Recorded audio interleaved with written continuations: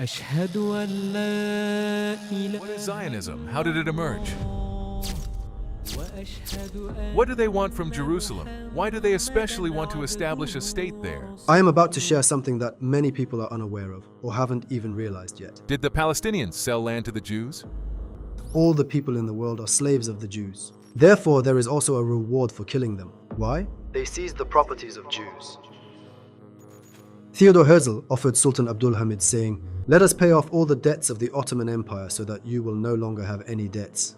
Abdul Hamid said to them, "No, never ever. Those lands were conquered with blood and only can be given with blood."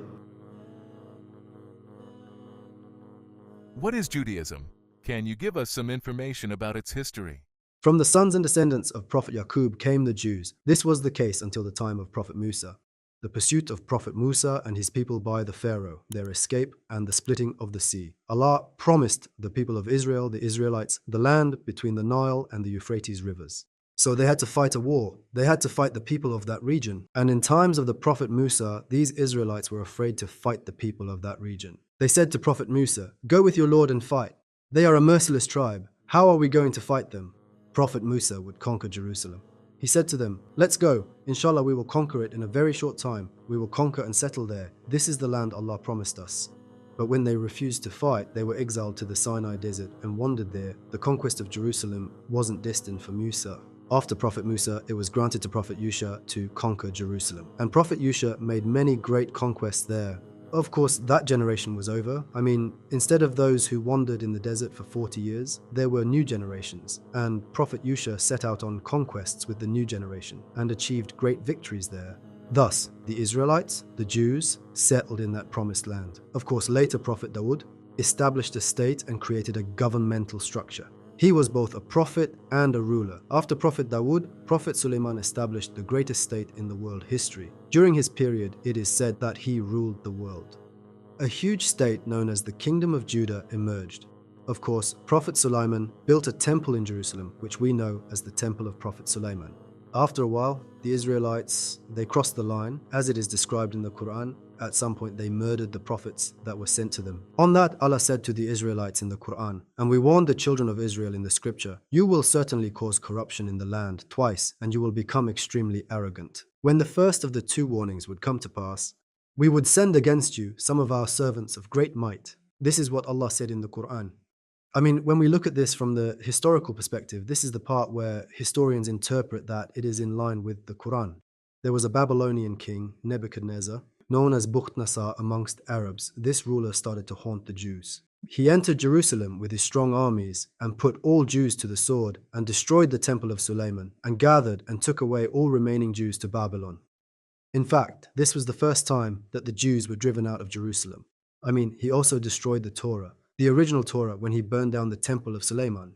Now this is the first corruption the Jews caused, as it is stated in the Quran, and a great calamity fell upon them, and they were driven out of their land. Later, the Persians began to rise in that region, which caused the fall of the Babylonian Empire. After the fall of the Babylonian Empire, the Jews who were taken to Babylon were relocated to Jerusalem, and when the Jews resettled in Al-Quds, this caused them to establish an ancient friendship with the Persians. Since the Jews are a nation very attached to their history, they say, "The Persians returned our country back to us." That's why they love the Persians, the Iranians, and again, as it is stated in the Quran, the second corruption, it says, "We would send against you some of our servants of great might who would ravage your homes." When we look at the history of this period, Allah knows the best. It is associated with the Roman Empire.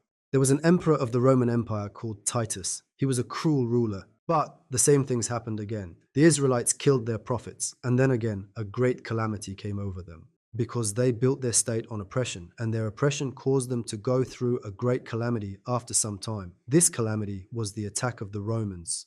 They started a rebellion. Of course, this was after they killed the prophets, and because of the rebellion, the Romans had had enough. At that time, the Romans controlled Syria, and they had enough of the Jews. This is a general characteristic of Jews. They stir up trouble, they sow chaos, they turn people against each other, and they cause disturbance. I mean, this is one of the many reasons why they are a cursed tribe. They never rest. When we look at the course of history, the Roman emperor put all the Jews into the sword again. This time, the Jews went through an exile that they call the Jewish diaspora. Romans chased the Jews from everywhere. Some of them fled to Yemen, others scattered through the Arabian regions, a part of them went to Russia, and some of them went to Iran. They fled to every place in the world, even Africa. They spread all over the world. And for over 2,000 years from that time, the Jews never dominated Jerusalem. Now, in the following parts of the verse, Allah says, in other words, He threatens to bring them into line. It is prohibited for the Jews to establish a state, and in fact, for a long time, they couldn't establish one for themselves. Following the Roman Emperor Titus's chasing them away from Jerusalem, they were scattered to all corners of the world in 70 BC. If you cause corruption again, Allah is enough for you. When Rome chose Christianity, it became a huge trouble for the Jews because they hated the Jews. Why did the Christians hate them?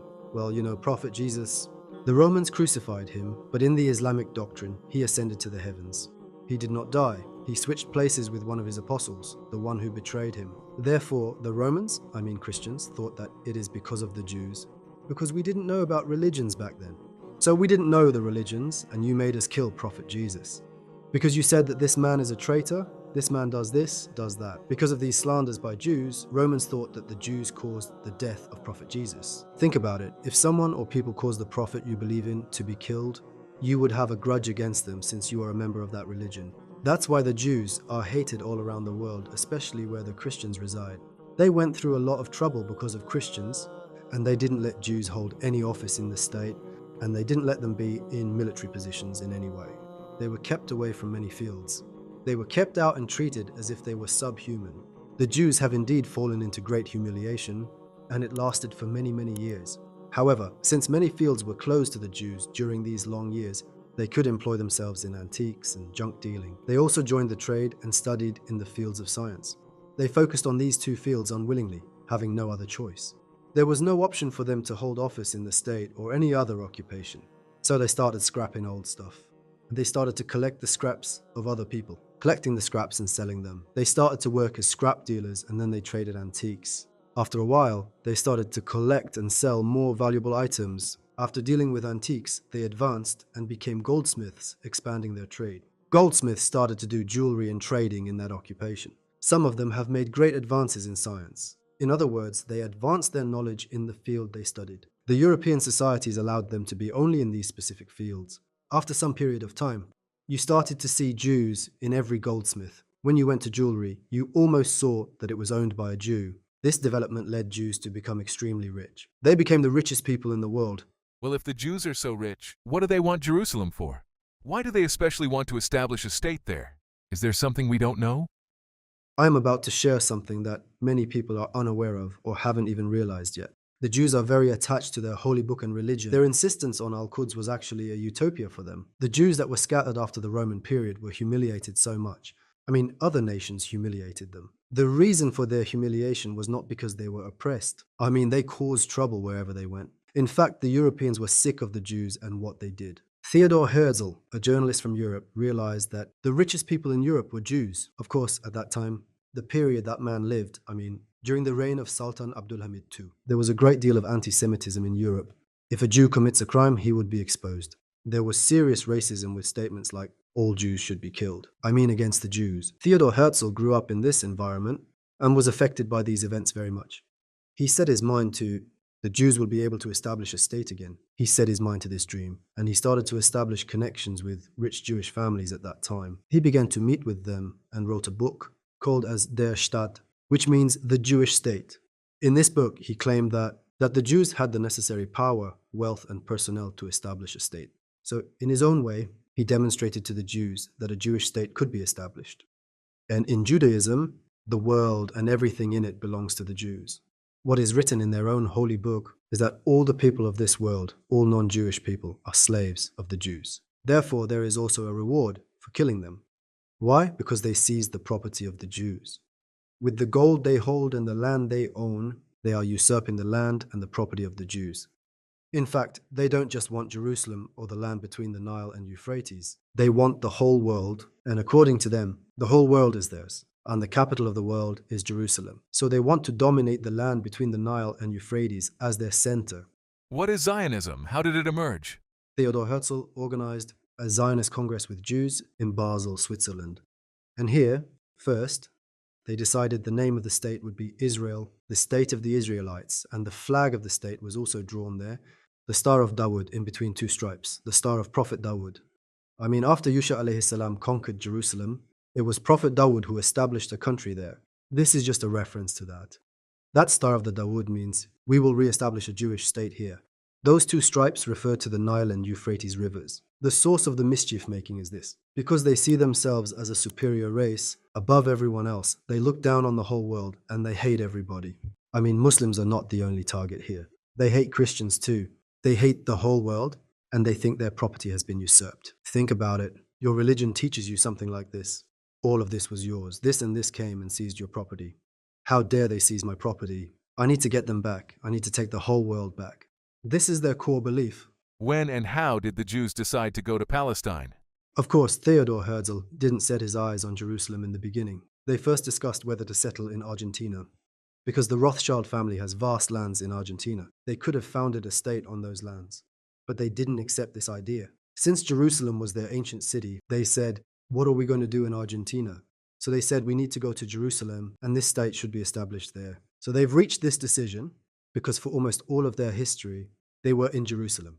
They believe that those lands are promised by Allah to them. Therefore, they wanted to go to those lands. That's why Theodor Herzl, after the decision though, of course, who held those lands at that time? The Ottoman Empire, and at that time, Sultan Abdulhamid II was in the reign. Theodor Herzl had great power with the richest Jews backing him. He visited the Ottoman Empire a couple of times.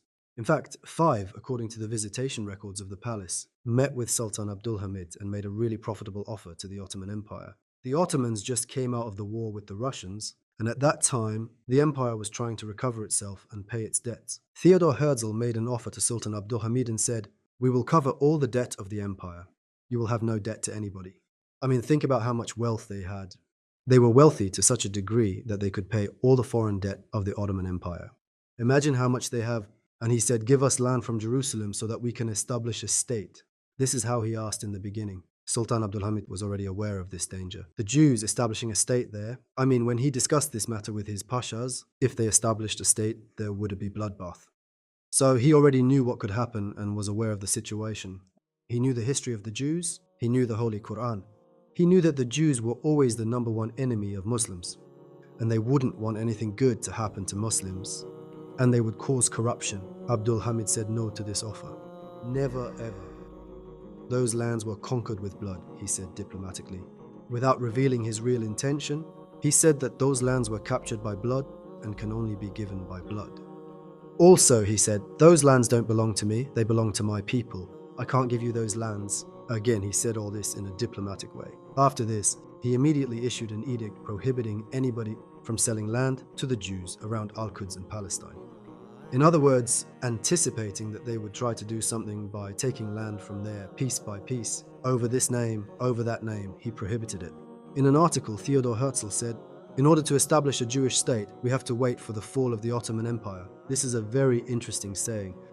What do we understand from this? The Jews were strong and decided to establish a state and made up their mind about toppling the Ottomans. As long as the Ottoman Empire doesn't withdraw from there, we can't do anything. Then these Jews did everything in their power to make the Ottoman Empire fall. The very first thing they did was to approach the British, because the superpower of that period, both at land and sea and politically, was in the hands of the British. Thus, in exchange for financial support, the Jews reached an agreement with the British and they received the guarantee that after the Ottomans, Palestine and Al-Quds would be given to them. Consequently, Sultan Abdulhamid was overthrown. We joined World War I, and on the Palestinian front of World War I, as you know, we had a defeat against the British. From that moment on, when the British captured Palestine, they respected their agreement with the Jews, because their financial source came from the Jews, Zionists, who had considerable money. Interestingly, the United Kingdom hadn't done anything like this for any other country, but they did it for the Jews. They called for any Jews from Europe who wanted to go to Palestine. Then, the Balfour Declaration was announced. It is that famous Minister's Declaration. In this declaration, it is said, "A land without a people for a people without a land," aiming to dissipate the dislike towards the Jews. They also had all the media power. They provoked everyone against Sultan Abdulhamid and they toppled him. They tried to create sympathy towards the Jews in Europe. They came up with ideas that these people were oppressed and that they also had the right to establish a state. They gradually began to settle Jews in Palestine. From this point on, the Jews began to settle in Palestine, and the British soldiers were patrolling the land. Why? They protected the Jews just in case any Muslim or other group wanted to harm them. So, the British soldiers protected the life, honor, and property of the Jews there to not let any harm come to the Jews. In a sense, so the Jews could continue to emigrate there, but not many Jews chose to go there. Yes, they thought, we can establish a state, yes, we can reach our goal. Many Jews didn't believe this. After almost 2,000 years of captivity and humiliation, we can't re-establish a state or gain strength. This felt like a dream to them. I mean, I'm talking about the people, not the people in power. Many ordinary people didn't want to bother themselves. Think about it. You have your business and you are settled. You have a certain life and accommodation in Europe. You will give up all of these and go to Palestine. You will start a new life there from scratch. The Jews didn't want this, therefore there was not much immigration to Palestine. So what British and Zionism, and by Zionism I mean Theodor Herzl and the Inner Circle, wanted, it didn't happen. Jews didn't go there. In a way they thought, they are betraying our cause. They felt a kind of resentment. We call them to the land that is promised to us, and they won't come. Nobody wanted to discomfort themselves. After a while, this cause has been forgotten. Many centuries have passed. There was this anger in the Zionist leadership against the Jews, who had forgotten their cause. While things were like this, something happened. The Nazi Party was founded in Germany, and the First World War was over. So, the goal of Zionism then was to attract all Jews to Palestine and create a crowd, a population there, and establish a state. The British also provided all kinds of political support. The Zionists supported the British financially, and they gave political and military support to Zionists, because the Jews had no military power. So, the Jews had tremendous support in those lands. I mean, if they went, the state would be established, but they didn't. However, in a twist of history, fate smiled upon the Jews. A Nazi party was established in Germany, and its leader, Adolf Hitler, was a fierce enemy of the Jews, and he vowed to eradicate all Jews from the face of the world. He captured all of Europe in a short time and ordered concentration camps to be built. He was the worst enemy of Jews and gathered them and let all sorts of torture happen, including burning them alive. This actually worked in favor of Zionism. Why? Because all those Jews who feared Hitler's tyranny thought they couldn't survive in Europe. And as you know, Hitler attacked Russia as well, so those Jews from Russia thought the same. While Jews from different parts of the world were looking for some place to escape from this fear of Hitler, a statement was issued throughout Europe. What was in this statement? That for every Jew who moved to Palestine, they will be given land and millions in money. As long as they moved to Palestine, this information was distributed on leaflets. Of course, the fear of Hitler was the actual reason that drove them out. Because we are being slaughtered here, we need to escape. Where will we go? To Palestine. That way, people started to emigrate to Palestine from Europe in large numbers by ship. After the emigrations, there was a large Jewish population in Palestine. Surely, Hitler was done for, and after this time, the population goal was reached to obtain the lands. Since those lands were under British governance, there was an issue of seizing those lands. Because those lands actually belonged to Palestinians, there were already people living there. I mean, those lands were not empty. In the Ottoman period, Palestinians, our Muslim brothers and sisters, were living in that region. At this point, one can ask, did Palestinians sell land to Jews? Once the Jews started to settle in this area, they disguised their intentions. They looked so innocent. This was the case for the Palestinians. None of the Palestinians thought, they will come here, they'll establish a state, and they'll displace us. The Palestinians didn't have an idea like that. Because, considering the history, the Palestinians thought these people went through a great deal of oppression in Europe, and they tried to kill all the Jews. These oppressed Jews had to come here and take refuge here. The Palestinians actually evaluated the situation from a very humanitarian point of view. There were even those who helped them. Think about it. As a Muslim, you extend a hand to the oppressed people. Whether he was an infidel or not, you help him. Because they were persecuted, they were separated from their homes, and they came all the way there. These initial thoughts of Palestinians make me emotional. I mean, they didn't know what was going to happen. Later, the Zionists literally wanted to buy land from Palestinians, and for instance, if the value of the land was 1 unit, they offered 10 units. The law of Sultan Abdul Hamid, the one that prohibited the selling of land to the Jews in 1914, was abolished by the Committee of Union and Progress, a political party. In other words, selling land had been legalized there. What Palestinians did was also legitimate. When the Ottoman Empire collapsed, they were gone, but there wasn't also a Palestinian state there. So it was not clear what was going on. The Ottoman Empire withdrew from there. There was the British Mandate. Even before the selling of land, there was an occupation. The coastline was under occupation. Okay, these Jews came here in desperation. Maybe they'll go back when things get better in Europe. This was the perspective of the Palestinians. Let's help them, let's do something for them.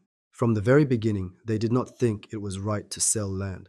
Now, let's take Turkey as an example. If someone tells us, sell us your land in the countryside or village, and we will give you an apartment from the most central location in Istanbul. In fact, we will give you not one, but 2 or 3 apartments. Who wouldn't think of selling? What do people think about the land in the village? What is it to me? The fields are worthless. The man is offering several times as much. With this amount of money, I can do this, buy that. They appealed to people's selves. Yes, there were Muslims who sold land there. Those who sold land there constitute a very small part of all people. You can find these sorts of people everywhere. For instance, today we boycott Israeli products. However, there are people who don't, right? Yes, you can find them in any country. So there were these sorts of people in Palestine as well. There are various rumors. It is said that 1% of the land was sold and 10% of the land was sold. Even if it was sold, does that justify the massacre they go through today? Of course not. However, the majority of the people opposed to the selling of land, because those lands have always been accepted as holy. While Muslims were accommodating those lands, even if it was for helping a Jew, since they gave them land near the coastline to live on, Muslims didn't have to give more land. That's what most of them thought. I'm pretty sure that if those who sold land knew that there would be an Israeli state, they would drive the Palestinians out and only Jews would remain there. That's why they are buying this much land. If someone had said this to them, I believe most of them wouldn't have sold their land, no matter what they get in exchange. So, when did Muslims who lived there realize the real purpose of the Jews and what happened after this realization? For instance, did the 6-Day War happen during this period? Now it is like this. Since the Jews went there, they didn't live peacefully. A Jewish organization named Haganah was founded by the British. They thought, we are going to establish a Jewish state here, but we need armed forces. To be a state, we need an army. The Haganah organization is the basis of the Israeli army. They also committed outrages there. Zionism restored the forgotten language, Hebrew. They tried very hard to establish their connection to that old alphabet and create a sense of nation. And how many years it goes on? Let's say it's 1918. It goes on for 30 years. So during those 30 years, there were many developments, and that was when the Muslims started to realize. It was when the Jewish people started to arm themselves, because they realized that their goals were different. They realized the Jews came there permanently, they came for occupation. From that moment on, the Palestinians woke up and the selling of land stopped. No more compromise in any way was made, and against those armed Jews in the Haganah organization, Palestinians started to take up arms. There were armed conflicts. The conflicts resumed until 1948, and the British had a military presence and protected the Jews completely. The Jews were fighting with the confidence that the British soldiers were at their back. In fact, it is exactly the same thing today. They attack Gaza, and the American Navy immediately comes to support them. It was the same then. They attacked with the British soldiers at their back. If the British soldiers were withdrawn, we'd see if they could survive there. I need to add that mainly the British forces suppressed these clashes and in an unfair way. This is my boy. This is the naughty boy. They break up the fight. They're angry on the surface, but behind the scenes, they're saying, well done. By 1948, the Jews there had established all the organizations and announced to the whole world that they had established a state called Israel. The state they established encompasses Palestine completely. In other words, they revoked the rights of the Palestinian people. Palestinians said, we live here, but we didn't establish a state. This is a problem, and it needs to be solved. What will happen to our people? This problem is the same problem that continues today. In 1948, they established the State of Israel, and I believe it was 6 minutes later, the United States of America declared that they recognized the State of Israel. So what do we understand from that? America was already informed about the establishment of the State of Israel. As soon as they declared the State of Israel, all Muslim Arab states around Israel declared war. Iraq, Syria, Lebanon, and Egypt. It was actually obvious that these countries would declare war on Israel. By the way, Israel was willing to fight them.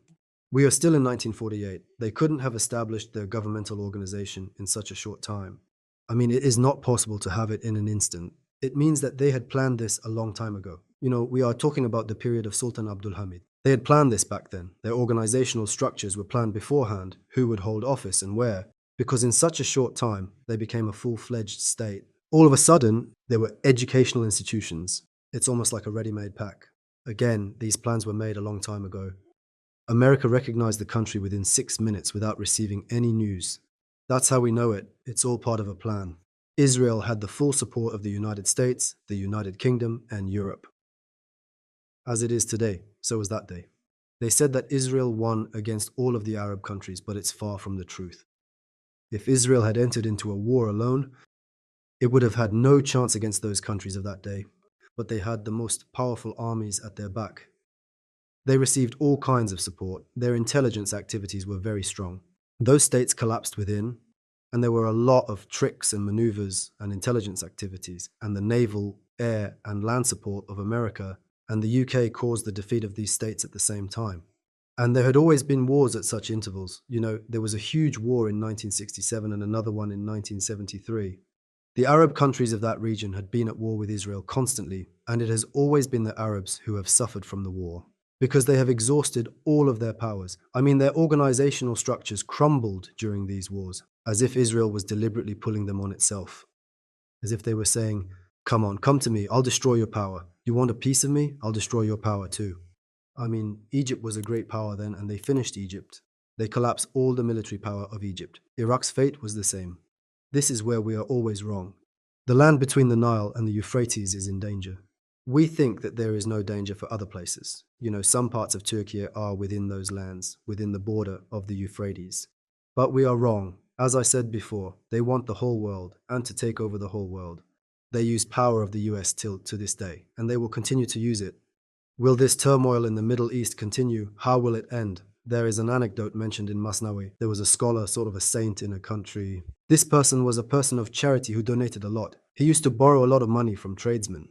He spent all of the borrowed money on good deeds. He trusted Allah. Allah has granted him with wealth and sustenance, and he paid all his debts with them. He has never encountered any problems. One day he got sick and fell on his deathbed. It was a serious illness.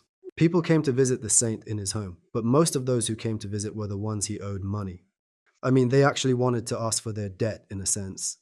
They were talking among themselves about how they couldn't ask for their money back from someone on his deathbed. The saint heard them. They were talking. He owed me this much, he owed me that much. Now, who will cover for this? How will it be? The saint was grieved by this situation. He said, a saint, a scholar, is passing away. You know how they say, the death of a scholar is the death of the world. It is something significant. He thought, instead of feeling sorry for losing a saint, for the passing away of a friend of Allah, they are after their money. At that moment, a child passed by outside. He was a dessert maker and was selling hulwa. When the child passed by, he said to his disciple, call for the child. They called the child. He said, give everyone from your dessert. Then the child handed out to everyone some dessert. Everyone ate it. Of course, all the dessert is finished. The boy was happy because he finished all the dessert. He didn't have to walk around trying to sell it. He thought he can go to his master with a full day's sale. He wanted the money from the saint for the dessert. He said, there is no money. The child was surprised. What does it mean there is no money? Where is the money? I just handed out the dessert. Everyone ate it. The saint said, there is no money, just go. When he said that, the child started to cry. On this time, the tradesman started to grumble. He has no money. On the way out, he took the money of the child as well. He did the same thing to us. After the boy started to cry, the men became enraged. Seeing them enraged, the boy slammed his tray to the ground and started, what am I going to say to my master? I've spent all my whole war. He'll ask me, what have you done to them? He will say to me this and that. The boy's wailing took the place down. Just then someone knocked on the door. They opened the door. Who is it? The saint asked. Who is it? A man entered saying, a Muslim sent you his zakat. How much money does this saint owe to all those people, including the dessert? 4,000 liras. He asked, how much money is there in the zakat? Is it 4,000? For instance, with today's currency, there are 4,000 liras. He said, give everyone their due. Pay for the child's money as well. He said to everyone, now leave. Of course, everybody understood that it was a miracle of Allah, they said. What did we do? We disrespected the great saint. When everyone felt embarrassed, the saint said to them, so what is the wisdom of this? This money would come to me eventually. It was predestined. This blessing would be granted to us by Allah, but its time had been postponed. There was some more time. When you started to talk about my debts, when you started to talk against me, just so you shouldn't gossip or backbite, this child came to my rescue. I bought this boy sweets. When I didn't pay, he started to cry. The cries of this child hastened the deliverance of this money. And it arrived just on time. I've given your money. Now, leave, and I'll take my leave of you. Just as this kid's cries brought the blessing of Allah forward, the acts of persecution result in bringing Allah's wrath forward in the same way. So these cries of the kids in Gaza today, the cries of the children, the cries of the martyred people will cause the wrath of Allah to come swiftly. The more they oppress people, their calamity will find them more quickly. And inshallah, soon we will all see that Israelites and the state of Israel can no longer survive with the oppression they cause. As Allah said in the Holy Quran, He said that there was the first corruption, and there was the second corruption, and there is a third one. He said, if you cause corruption again, I'll defeat you. There is Zionist corruption all over the world that the Israelites cause, and innocent civilians of Gaza pay the ultimate price. And I hope and firmly believe that very soon a great calamity will fall upon the state of Israel, and the state of Israel will collapse. And inshallah, this will happen at the hands of the Muslims. May our Lord bestow us to see those days.